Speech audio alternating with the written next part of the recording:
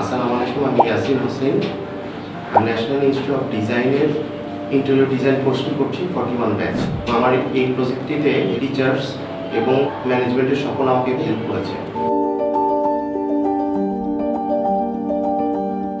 আমি কাজ করছি একটা রেসিডেন্সিয়াল ইন্টেরিয়র প্রজেক্ট নিয়ে, যেটা রামপুরায় অবস্থিত। ফার্স্টে আমি এই প্রজেক্টের ম্যানুয়াল গ্রাফিক্সের নিয়ে কাজ করেছি।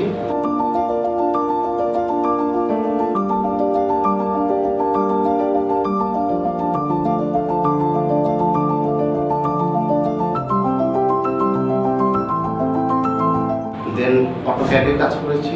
দেন 3D ভিজুয়ালাইজেশনের জন্য 3ds Max ব্যবহার করেছি এবং রেন্ডারিং এর জন্য V-Ray ব্যবহার করেছি।